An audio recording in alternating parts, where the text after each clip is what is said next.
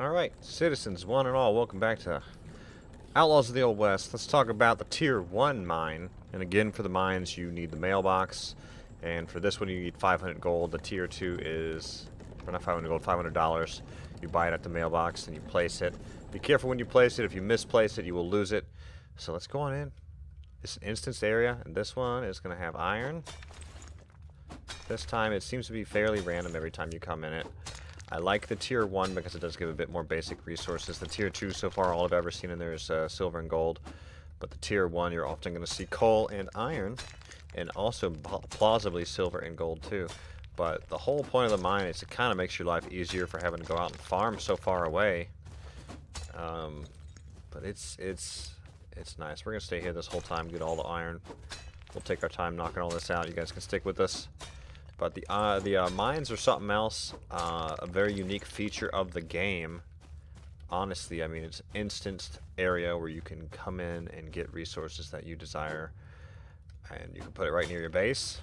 It's your unique device, only you can use it and your guildmates can use it, or like maybe even friends, I'm not sure, but I know it's at least your guildmates can access it if you put it down, so it's pretty awesome.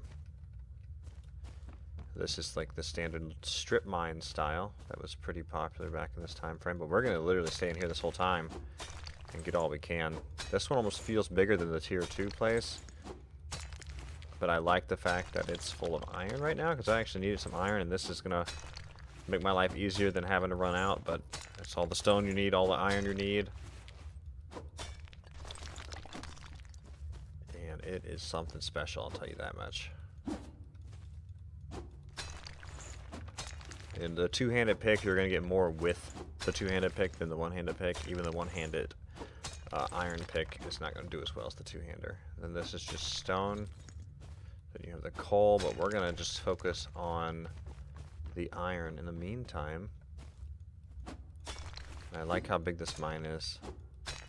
I think this is going to be one of the better features of the game, the fact that there's an instance that's unique that you can access once you place it. I'm hoping to see more things like this, because the mine is a great one, but I'm hoping to see other things that are placeable that can become lootable, because that's a very, very unique element of Outlaws of the Old West as it stands now, and I would love to see them go more into that. I think it could be very beneficial, especially on PvE servers where you kind of tap out all the building and all the exploring, and you desire to do something more. It would be neat to have different instances to go in that maybe you can fight enemies inside, etc. So this is very, very cool. We only had like 2 or 3 iron on us before we started this, so we're going to loot all the iron we find and see how much is in here, because this is freaking cool. This is absolutely amazing that there's this much iron in here. So much stone, as always. If you guys watch the stream a lot, I'm constantly dropping stone, 'cause we've got brick coming out of our ears already at the home base, so I don't even worry about it.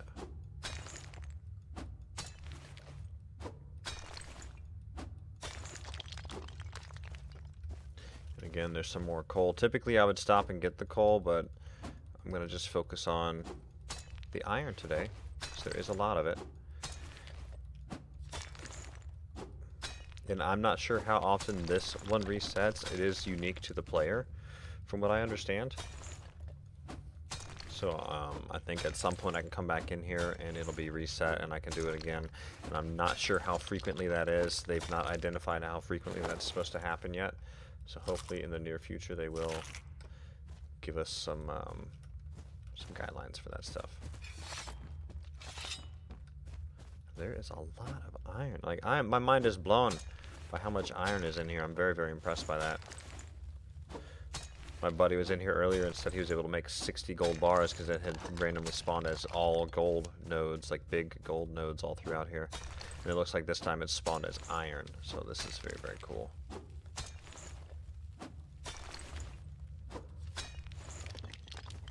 There we go. And that's it. Yeah, these are all stone. Let's go straight down. Yeah, this place is very, very big.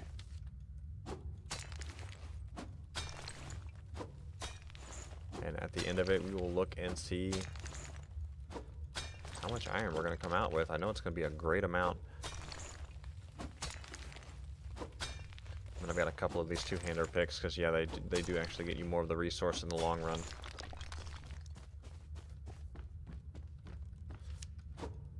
Very, very cool. So I don't know what their plans are for other future, like, deployables that can be instanced and unique, but I'm really hoping to see more things like this in the future, because again, I'm going to reiterate again how unique it is to the experience.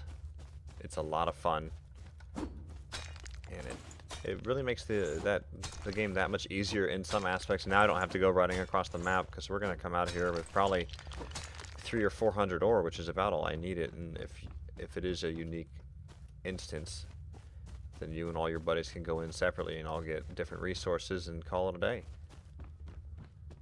But this place is huge for tier 1. It's like absolutely massive. Okay, so it curves around this way. This is where we were earlier. So let's go back over here. Very cool how big it is, especially. Go down this way now and see what's down here. Then it cuts that way. I don't think we've been in there yet, but here we go again with a bunch of iron scattered throughout here, and a big handful of coal as well.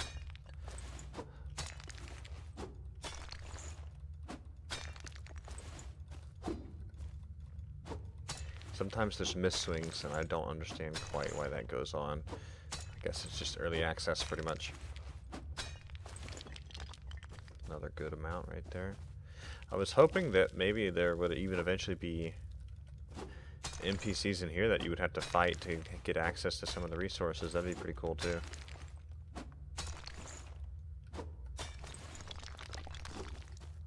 But let me know your thoughts on this, guys. I think this is definitely going to be something to really strive for as a newer player. Like, go out there, hunt those bandits, get that money, build a safe, store the money in the safe so you don't accidentally lose it or anything. Like, store the money in a safe. The small safe is pretty reasonably priced to build via how much iron you need. So get a safe built, save up to that $500, get this thing placed, find yourself a donkey, and get to mining. And this one, again, like, this one can still spawn the gold, which you can then use to sell. You can also buy the gold vendor, the gold salesman. It's a little station that you place. You buy that through the mailbox, and we'll talk about that in the near future as well. So that was the tier 1 mine, and we came out of there with 300, it looks like. Plus, who knows how much stone and coal if we had stopped to grab it all. But 312, we'll call it actually pretty much 300 even, because I had a little bit of iron ore on me before I started that. 300 iron ore from that, and I may have missed a note or two as I was doing the video. So that's really good. Now, the only downside is the fact that it's donkey power. So you're going to have to, like, keep an eye on the donkey that you do place. Make sure and stop it when you're done. Make sure you put down a, a water basin for the donkey out here so he doesn't, like, starve and die. But again, guys, that was the tier 1 mine. Thanks for being here. That was a great experience. Good bit of iron, 300 iron from that. But again, y'all take care. Have a great evening. Let me know what you think of the mines themselves as an element of this game. Right now, one of the most exciting parts of the game for me personally